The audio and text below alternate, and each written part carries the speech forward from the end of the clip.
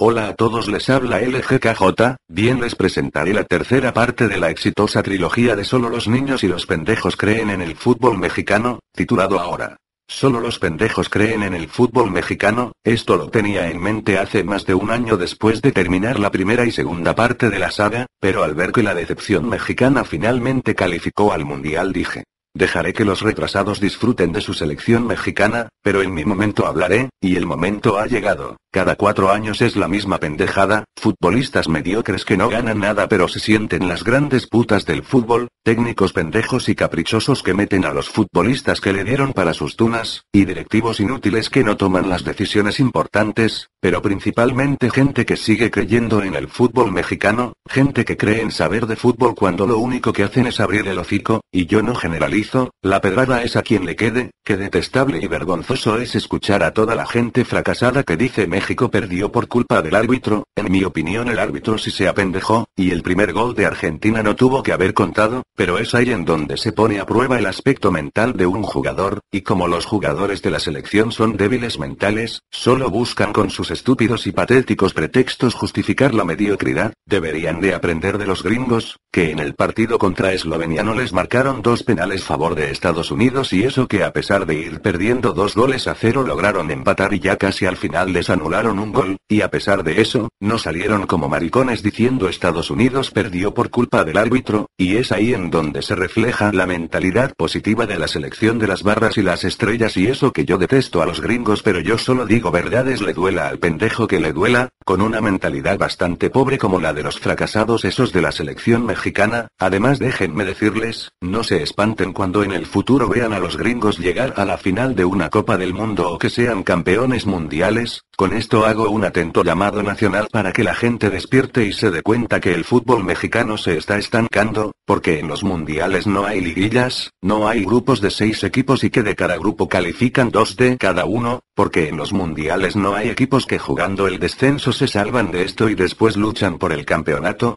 Por eso está estancado el fútbol, porque lo único que hacen los torneitos cortos de 6 meses es fomentar cada vez más la mediocridad. En los mundiales no hay representantes que colocan a jugadores pendejos en los equipos, en los mundiales no hay partiditos contra selecciones juveniles como los que juega la selección mexicana en Estados Unidos, y en los mundiales no hay circos y solo ganan los mejores y los fracasados son eliminados. Un fútbol mexicano que cada día produce menos jugadores de calidad, pero todo esto se debe gracias a los directivos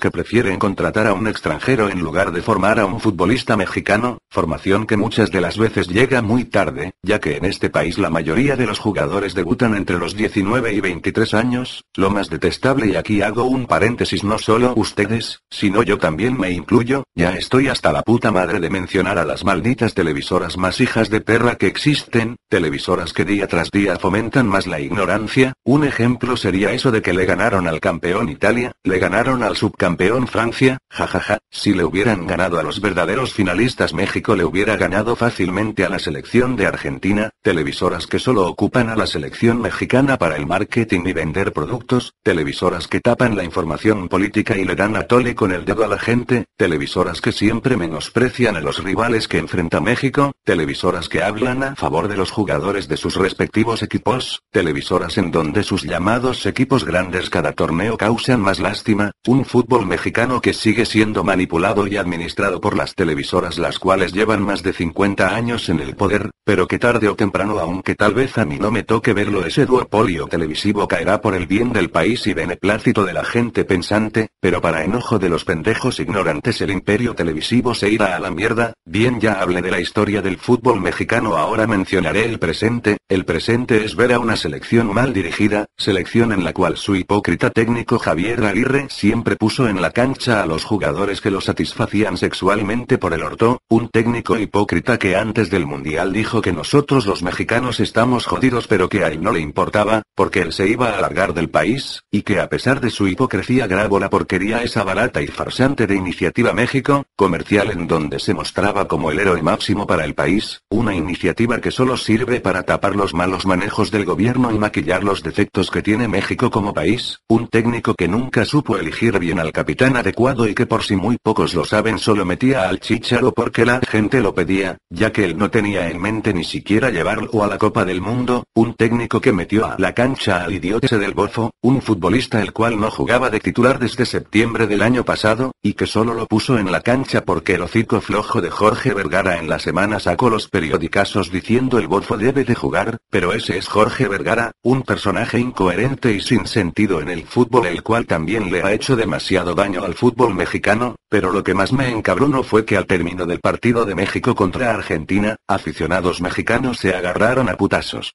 No contra argentinos sino contra los propios mexicanos, qué actitud tan reprobable y qué asco tan grande, pero más asco es saber que el que inició la batalla fue el hermano de Gómez Montt, y Gómez Montt es el secretario de Gobernación, y es una de las principales personas para que el gobierno hijo de puta organizara la farsa esa de Iniciativa México. Ese es el ejemplo que México da al mundo y por eso siempre he dicho que la selección nacional es el reflejo del país, un país que día a día se hunde más en la pobreza, en la incertidumbre, en la violencia, en donde no hay futuro, y el futuro futbolístico solo cambiará si se llega a lograr una reestructuración total que sería desde directivos, jugadores y televisoras. En caso de que no exista dicho cambio, el fútbol seguirá estancado, seguirá siendo la misma gran mierda que lo ha caracterizado por años, y en caso de que no exista un cambio seguirán llamando a la selección mexicana los ratones verdes, o el equipo del ya mérito. Bueno, eso es todo. Los saluda el GKJ, ya lo olvidaba. Días después vi a unos niños jugando un videojuego de fútbol y escuché que un niño le decía a otro no elijas a México, no elijas a México, y es por eso que el fin de la saga se tituló